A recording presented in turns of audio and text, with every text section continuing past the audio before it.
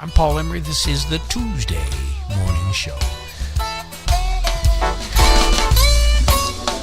Adam Kline will be joining me soon.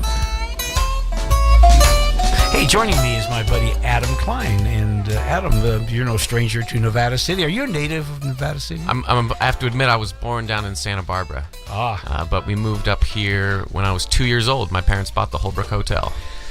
I didn't know that. Yeah, that's a fun fact for you. I didn't know that. Yeah. And how long did they own it for? Let me think here. Maybe I'm gonna say around 8 years. My parents owned the Holbrook Hotel, so I kind of grew up around there. Well, you're doing a show at the Center for the Arts. I believe it's a week from Friday. Is that correct? That's exactly right. The 25th. Yeah. Now, you know what? I think you're starting to qualify as a veteran Nevada County musician at this point. How long have you been strapping on your guitar and getting up in front of audiences and making music? This particular band, Golden Shoulders, I've been playing since 2001 under that name. But before that, when I was in high school with my buddies, a lot of the same guys I still play with, I was in a band called Turbo Radness, and then later the Gears. So it's been over 20 years that I've been playing shows around town, which is weird, but acceptable. Well, I'll tell you, time does go by. Yeah. And time does go by. I can tell you how long I've been playing shows in around town. But maybe 25 years around there? Yeah. Add a few. In that range? Actually, first gig I ever played in Nevada City was in 1972. All right, when I rented the Nevada. I was in a Sacramento band. And we heard about this cool place, the Nevada Theater. And right. We came up here and rented it for a weekend.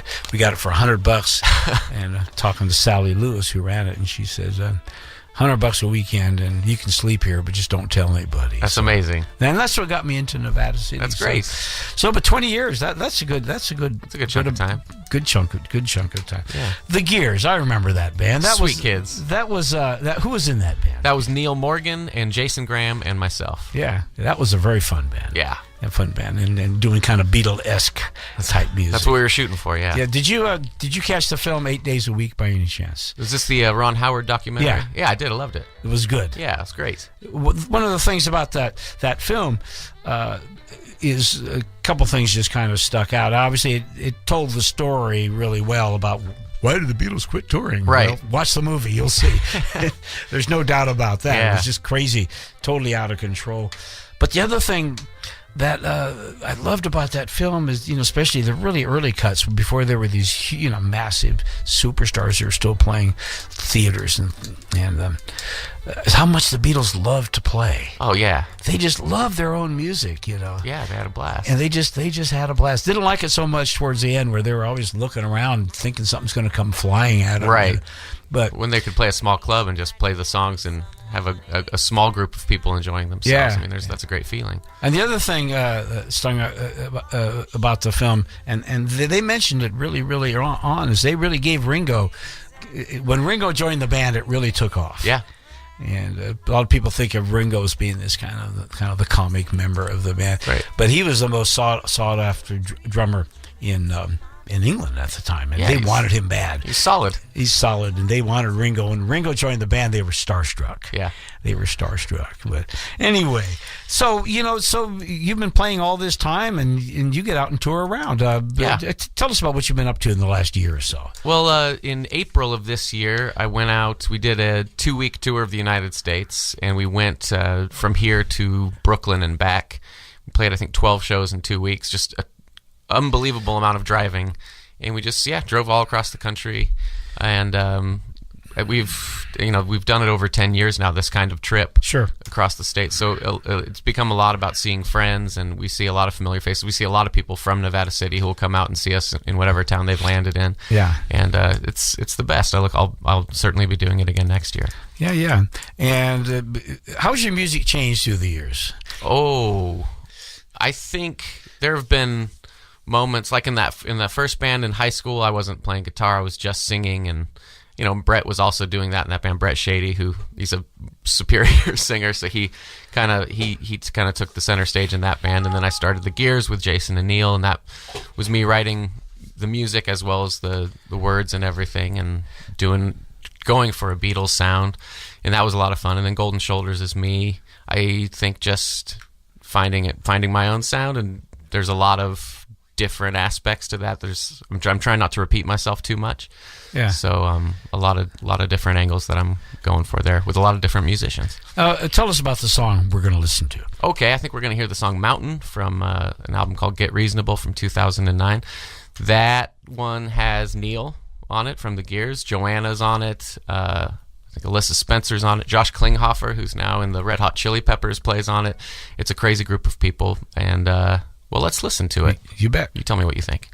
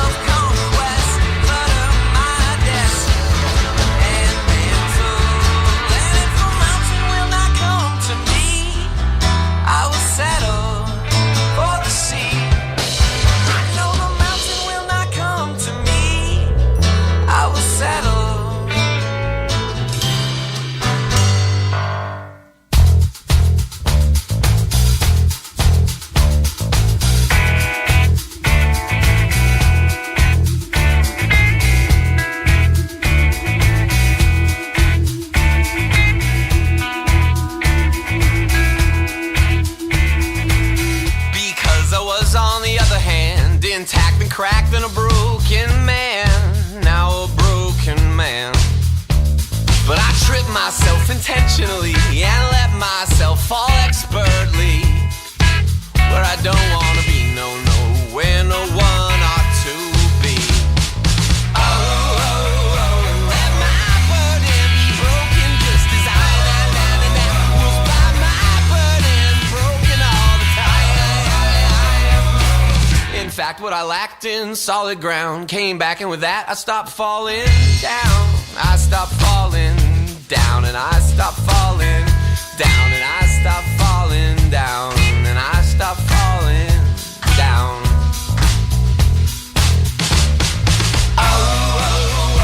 Let my burden be broken just as I was by my burden broken all the time. It doesn't matter, I'm battered from the brawl now, and left to wonder if it was deep at all now. I'm left to wonder if it was deep at all now.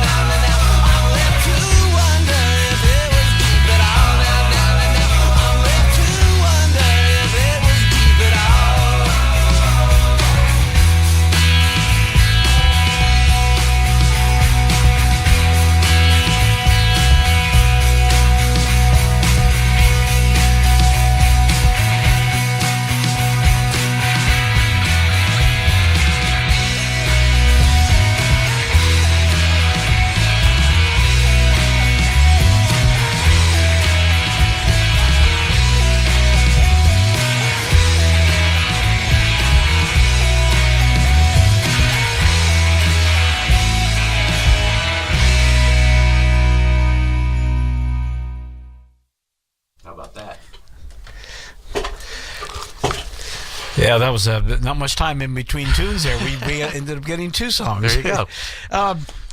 Songwriting is your thing, right? Do you work at it a lot? Do you work hard writing songs? It used to come a lot easier. I feel like my internal critic is amped up, and so I'm writing songs and then going, nah, it's no good.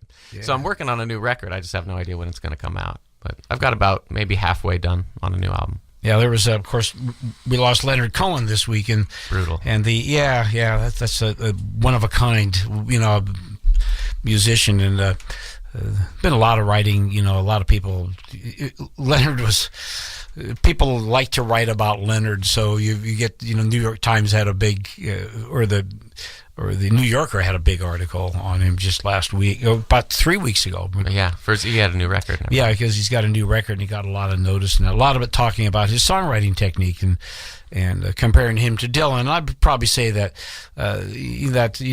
Leonard Cohen and Bob Dylan are probably going to go down as the most pretty much define songwriting for the era that they're in. Sure. In 2 different ways, but the difference was he's talking about Dylan, and he says how Dylan writes a song in about 15 minutes, and Leonard will ponder on a song for years. Right. Hallelujah he wrote 200 different verses right. to it before he settled into what he wanted. Picked his favorite ones. And so you're starting to go through that phase now where you're really taking your time. Yeah. Writing songs.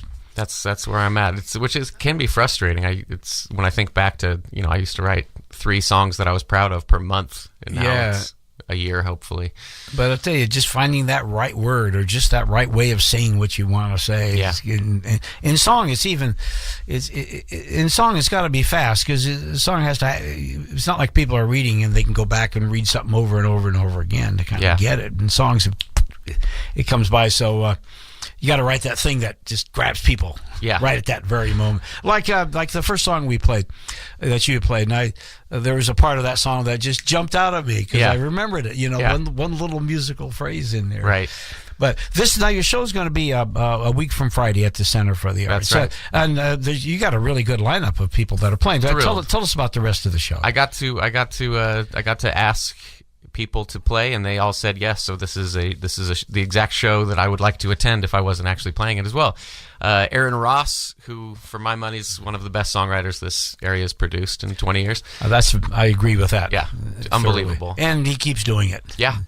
Oh, so prolific. Yes, he has not hit the internal critic phase where he just is constantly making these brilliant songs, and every time I see him play, it's like, well, there's 3 brand new songs that are now my favorite Aaron Ross songs. Yeah. So I'm very excited. He's going to open, and then Davia is going to play in the middle, and she's outstanding. She's very new and frustratingly talented, and I can't wait to see what she does.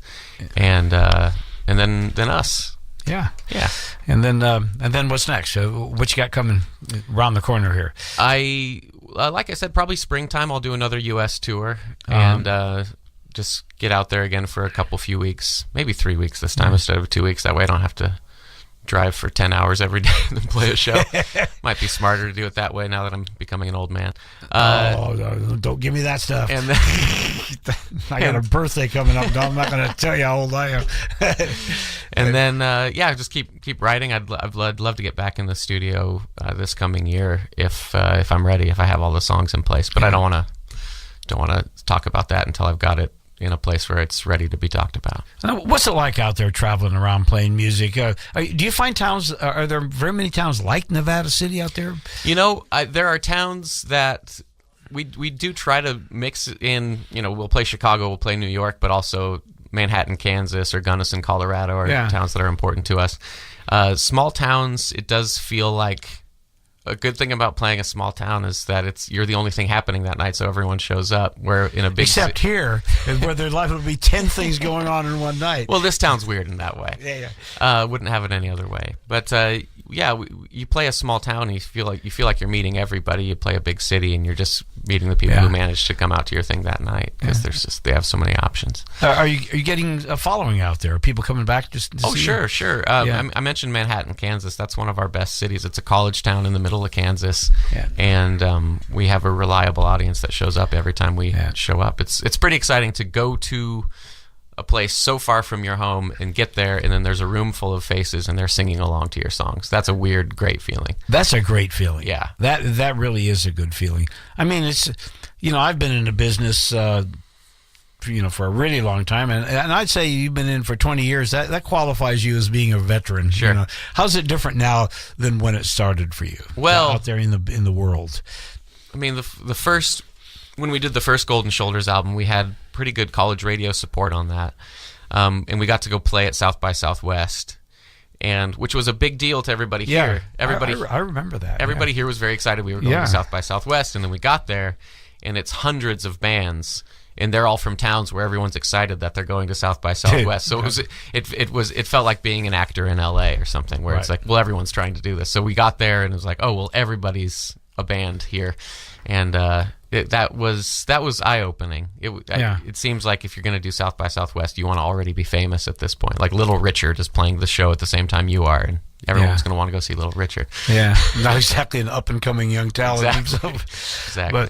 But the future in the music business, I mean, I've been in the business for a really long time, going back into the 60s when you could actually make a living playing music. Sure. And not necessarily a living playing your own music, but if you're a musician, you just played, just played. The first gig I ever remember getting was that, with any money involved, was a friend of mine asked me if I could play rhythm guitar in a polka band for a month in Sacramento. This playing with this accordion player, and I said, "Sure. What does it pay?" And this was Adam. This was back in 1965. Sure. And the guy says, "Oh, you make $40 a night." I go, "Whoa, yeah, $40 a night. That's money, man." I mean, I was bagging groceries at Bel Air Market for $90 a week, and I says, "You mean I can make as much money in 2 nights, almost as much money in 2 nights playing music than bagging groceries for a week?" Yeah. You go, that's a lot of money. Let's play some polka. I'll get out there and play the polkas. But it just doesn't work that way anymore, you know. And even back in those days, if you were a musician, you'd get gigs like playing for high school reunions or playing for senior proms and doing all those. And nowadays, the utility of music, at least as a dance form, is all done with DJs. Yeah. And it's just dance bands don't really exist, particularly in that same. But it's a difficult challenge. But you seem up for it. Are you happy with what you're doing? And the progress you're making? Music's not my primary source of income, but I mean, I own all my music. Yeah. It's not owned by labels. So what money my music does make does come to me, and so that's great and helpful. Yeah. But I'm working full time. You're still doing it. Yeah. Is Nevada City kind of famous out there when you travel around? Do people know about it? My early tours, I would go out and we'd say we're Golden Shoulders from Nevada City, California, and there would be occasional people who'd come up and want to ask about Utah Phillips. Oh yeah. And then a couple years later, we're out there touring again, and people would ask about Hella. Yeah. And then after that, they'd ask about Joanna Newsom. There you go. And they still just ask about Joanna Newsom at this point. Yeah. She's had a great career, but she's the one that emerged as the star. Yeah, big time. Yeah. But yeah, I think it's been great for the town that so much talent has come out of the town. Yeah. I'm speaking with Adam Kline, Golden Shoulders, having a show at the Center for the Arts a week from Friday, a day after Thanksgiving. Thanksgiving weekend show. Likely be some people in town you haven't seen for a while. I hope so. Yeah. I expect that's the case. Yeah. Well, I'd like to play one more cut off your album. Sure. Give me a track number here or something. Hand me that CD and I'll suggest one. There we go. Let me see. We could do track 4 is called Golden States. I'm proud of that one. Okay, I think I got it. Yeah. Let me see what we got here. We'll play that one on the 25th. At the Center for the Arts in beautiful downtown Grass Valley. There we go. Adam, thank you so much. Paul, great to see you. Thanks for coming in, and nice touching bases with you. Yeah. We've known each other a long time. Been a while. And I have a lot of respect for what you do, and just keep doing it. Likewise. Thanks, Paul. Just keep doing it. That's what we do. Yeah. And enjoying it. You know what I mean? People get depressed in the music business because they don't make it big, or it doesn't come out to their expectation. You got to be like the Beatles, the early Beatles. Do it for the fun. They just loved what they did. Yeah. What they did, and of course, they actually did rather well in the business. They did okay. They did okay. Here we go. Thanks, Paul. What's the name of the cut again? This song's called Golden States. Golden States. Golden Shoulders playing Golden States. Thank you very much. Thanks, Paul.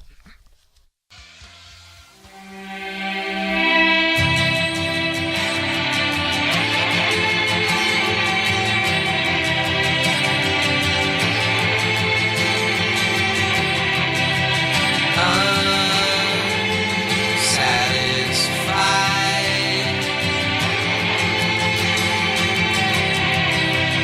with just being alive, I became the world's worst preacher, preaching to the world's worst choir. But I could not maintain